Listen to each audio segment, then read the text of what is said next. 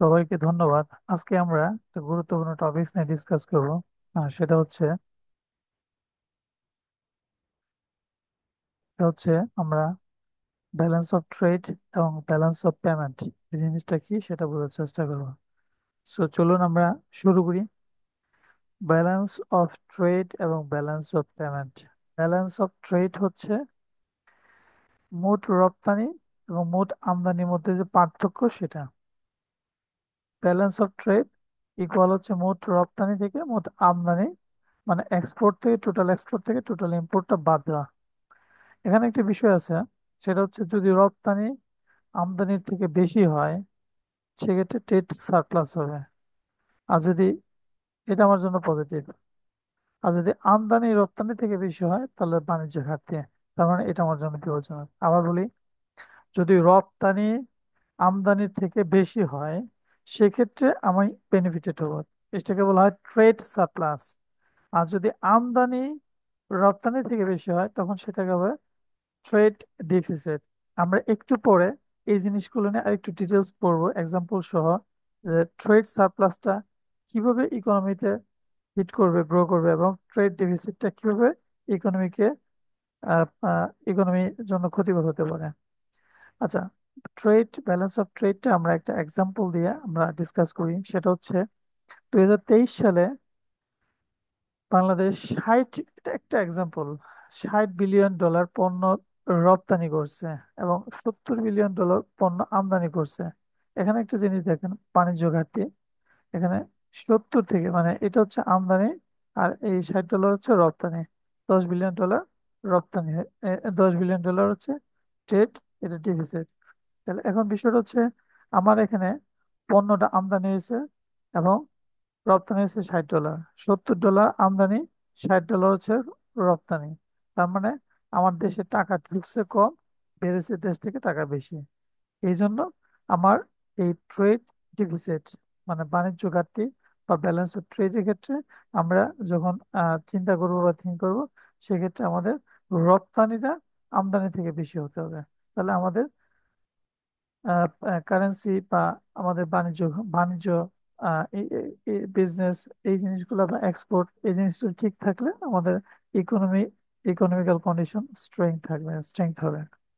এখন আমরা এখানে আরেকটা জিনিস ডিসকাস করি, সেটা হচ্ছে balance of payment. Balance of payment যে জিনিসটা, সেটা হচ্ছে এখানে কারেন্ট অ্যাকাউন্ট, আর হচ্ছে ক্যাপিটাল অ্যাকাউন্ট, ফাইন্যান্সিয়াল অ্যাকাউন্ট এবং আদার্স ইরোর অ্যান্ড অমিশনস, মানে ত্রুটি যেগুলো আছে, ত্রুটি ও বাদ বাকি, সেটা একটা এক্সাম্পল দিয়ে আমরা দেখবো ব্যালেন্স অফ পেমেন্ট ফর্মুলাটা কি।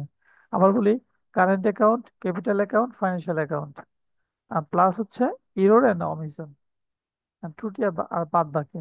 কারেন্ট ক্যাপিটাল ফাইন্যান্সিয়াল অ্যান্ড হচ্ছে error, current capital financial and error, current capital financial and error.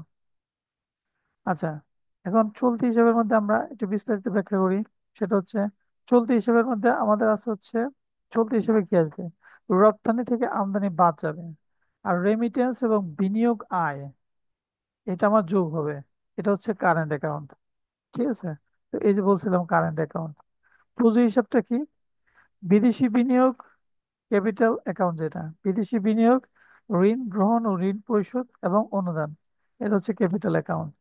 আর্থিক অ্যাকাউন্ট মানে ফাইন্যান্সিয়াল অ্যাকাউন্ট হচ্ছে কেন্দ্রীয় ব্যাংকের রিজার্ভ পরিবর্তন এবং বৈদেশিক সম্পদ ও দায় পরিবর্তন, আর বাদ বাকি হিসাবে অসম্পূর্ণতা সমন্বয় করা। এটা সংক্ষেপে একটা ফর্মুলা আমরা একটা দেখি, আবার একটু দেখি। এখানে আমরা একটা ফর্মুলা দেখছি, আবার একটু দেখি।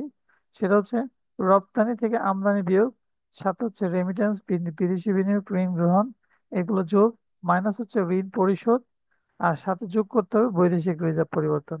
ব্যালেন্স অফ পেমেন্ট যদি 0 থেকে বেশি হয় তাহলে অর্থ মানে সারপ্লাস হবে।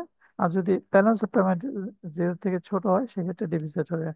যেমন বাংলাদেশ যদি বিদেশ থেকে $25 বিলিয়ন রেমিটেন্স পায়, 15 বিলিয়ন ডলার বিদেশি বিনিয়োগ গ্রহণ করে, $10 বিলিয়ন ঋণ পরিশোধ করে, তাহলে জিনিসটা কেমন হবে? ব্যালেন্স অফ পেমেন্ট হচ্ছে, তার মানে হচ্ছে ফর্মুলা যদি আমরা দেখি, এখানে হচ্ছে রেমিটেন্স, রেমিটেন্স পায়, রেমিটেন্সটা হচ্ছে আমার এখানে কারেন্ট অ্যাকাউন্ট, কারেন্ট অ্যাকাউন্ট যোগ আর হচ্ছে আমার এখানে আরেকটা জিনিস আসছে 15, এটা হলো বিদেশি ইনভেস্টমেন্ট, বিদেশি বিনিয়োগ। বিদেশি বিনিয়োগ হচ্ছে আমার ক্যাপিটাল অ্যাকাউন্ট, ক্যাপিটাল অ্যাকাউন্ট। আর $10 বিলিয়ন হচ্ছে ঋণ, $10 বিলিয়ন ঋণ, এটা মাইনাস হবে। এই যে ঋণ পরিশোধ, ঋণ পরিশোধটা হচ্ছে -$10, $10, $10 বিলিয়ন। তাহলে আমার 25 আর 15 হচ্ছে 50, 50 থেকে 10 বাদ দিলে, সরি 25 আর 15, সরি 25 আর 15 হচ্ছে 40, 40 থেকে 10 বাদ দিলে আমার এখানে $30 বিলিয়ন অর্জিত হয়। তাহলে এটা হচ্ছে আমার, মানে আমার শূন্য থেকে বেশি হয়েছে ব্যালেন্স অফ পেমেন্ট। ঠিক আছে, ঠিক আছে। অনেক সময় দেখা যায় বিদেশি ঋণ বা বেশি থাকতে পারে, তো সেই ক্ষেত্রে ডিফিসিট হবে, তখন দেশের ইকোনমি ফ্লোটা নেমে যাবে। এখন বাণিজ্য, মানে ব্যালেন্স অফ ট্রেড এবং মানে ব্যালেন্স অফ পেমেন্ট, এটা জিনিসগুলো কেমন, ব্যালেন্স অফ ট্রেড এবং ব্যালেন্স অফ পেমেন্ট, এটার ফিচার গুলো কেমন হতে পারে? মানে ব্যালেন্স অফ ট্রেড হচ্ছে কেবল আমদানি রপ্তানির উপর মানে মধ্যে থাকে পার্থক্য। আর ব্যালেন্স অফ পেমেন্ট হচ্ছে, ব্যালেন্স অফ ট্রেড হচ্ছে অনলি আমদানি এবং রপ্তানির পার্থক্য। আর আমরা যেটা ব্যালেন্স অফ পেমেন্ট দেখলাম, সেটা হচ্ছে সব ধরনের আন্তর্জাতিক লেনদেনের সারসংক্ষেপ। এখানে অন্তর্ভুক্ত বিষয় হচ্ছে পণ্য আমদানি ও রপ্তানি। আর এখানে হচ্ছে ব্যালেন্স অফ পেমেন্ট হচ্ছে রেমিটেন্স, বিনিয়োগ, ঋণ, শেয়ার বাজার ইত্যাদি। প্রভাবটা হচ্ছে বৈদেশিক মুদ্রা রিজার্ভের প্রভাব ফেলে এটা। আর দেশের সামগ্রিক অর্থনৈতিক অবস্থার উপর এই ব্যালেন্স অফ পেমেন্টের প্রভাব ফেলে। উপাদানগুলো কি কি? উপাদানগুলো হচ্ছে শুধু আমদানি এবং রপ্তানি, আর এখানে চলতি হিসাব এবং পুঁজি হিসাব, এই জিনিসটা, এটা হচ্ছে ব্যালেন্স অফ পেমেন্টের এলিমেন্টস। তো ব্যালেন্স অফ পেমেন্ট এবং ব্যালেন্স অফ ট্রেড, এটা আমাদের কতটুকু ব্যালেন্স আমাদের মানে হেল্প করে, এখানে আমরা একটু দেখি। বাণিজ্য ভারসাম্য, বাণিজ্য ভারসাম্য আমরা বাণিজ্য, এখানে আমরা যেটা পড়লাম এটা হচ্ছে বাণিজ্য ভারসাম্য, balance of trade. Balance of trade যদি আমরা দেখি এখানে কি কি কাজে লাগে, সেটা হচ্ছে অর্থনৈতিক প্রবৃদ্ধি আনে, বৈদেশিক মুদ্রার রিজার্ভ বৃদ্ধি করে, স্থানীয় শিল্পের উন্নয়ন হয়, এবং অর্থনৈতিক অর্থ প্রবাহের যে ভারসাম্যের উপকারিতা, সেটা হচ্ছে বিনিয়োগ আকর্ষণ হয়। আর হচ্ছে এটা হচ্ছে হ্যাঁ, আর হচ্ছে বৈদেশিক ঋণের উপর নিয়ন্ত্রণ, মুদ্রা স্থিতিশীলতা। এখন এই জিনিসটা কেন ইম্পর্টেন্ট, বাণিজ্য ভারসাম্য জিনিসটা কেন ইম্পর্টেন্ট? তো আমরা বলে আসলাম, অর্থনৈতিক স্থিতিশীলতা তৈরি করে, বৈদেশিক ঋণ নিয়ন্ত্রণ করে, বৈদেশিক বিনিয়োগ, কর্মসংস্থান তৈরি করে, মুদ্রাস্ফীতি নিয়ন্ত্রণ করে, টাকার মূল্যমান নিয়ন্ত্রণ করে।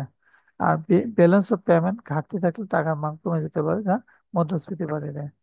তো সুতরাং বাণিজ্য ভারসাম্য এবং অর্থ প্রবাহ একটা দেশের অর্থনৈতিক স্বাস্থ্য নির্ধারণে গুরুত্বপূর্ণ ভূমিকা পালন করে।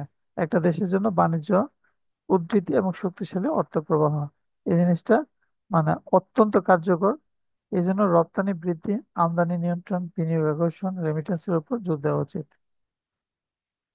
তো এই হলো আমাদের আজকের ব্যালেন্স অফ ট্রেড এবং ব্যালেন্স অফ পেমেন্ট নিয়ে ডিটেলস আলোচনা। ব্যালেন্স অফ পেমেন্ট আমরা আরেকটু হাইলাইট করি। ব্যালেন্স অফ ট্রেড হচ্ছে মোট রপ্তানি থেকে মোট আমদানি বিয়োগ। আর হচ্ছে এখানে আমরা ব্যালেন্স অফ পেমেন্ট যদি হয়, সেক্ষেত্রে রপ্তানি থেকে আমদানি বিয়োগ, সাথে রেমিটেন্স, বিদেশি বিনিয়োগ, ঋণ গ্রহণ, এটা ঋণ গ্রহণ, আর ঋণ যেটা পরিশোধ করবো সেটা আমরা মাইনাস করে দিব, এখানে যেমন আমরা $25 বিলিয়ন রেমিটেন্স পাওয়ার পরে এখানে $15 বিলিয়ন বিদেশি বিনিয়োগ গ্রহণ করে এবং $10 বিলিয়ন ঋণ পরিশোধ করে। তো সুতরাং যেটা রেমিটেন্স পাইছে, মানে সহজ কথা, যেগুলো আমার হাতে থাকবে, সব সামগ্রিক ইকোনমিটা হচ্ছে আমার এখানে ব্যালেন্স অফ পেমেন্ট হিসেবে থাকবে। তো ধন্যবাদ সবাইকে, ভালো থাকবেন। দেখা হবে আর কোনো ভিডিওতে। আপনার যদি কোনো কিছু জানার থাকে অবশ্যই আমাদের নক করবেন, এবং আমরা চেষ্টা করবো আপনাদেরকে সর্বোচ্চ জিনিসটা বা সর্বোচ্চ আহ, জ্ঞানটা দেওয়ার, ডিসকাস সর্বোচ্চ আহ, আলোচনা করার জন্য। তো আপনারা কমেন্ট বক্সে অবশ্যই জানাবেন কার কি কন্টেন্ট বা কার কি টপিকস প্রয়োজন। তো ধন্যবাদ সবাইকে।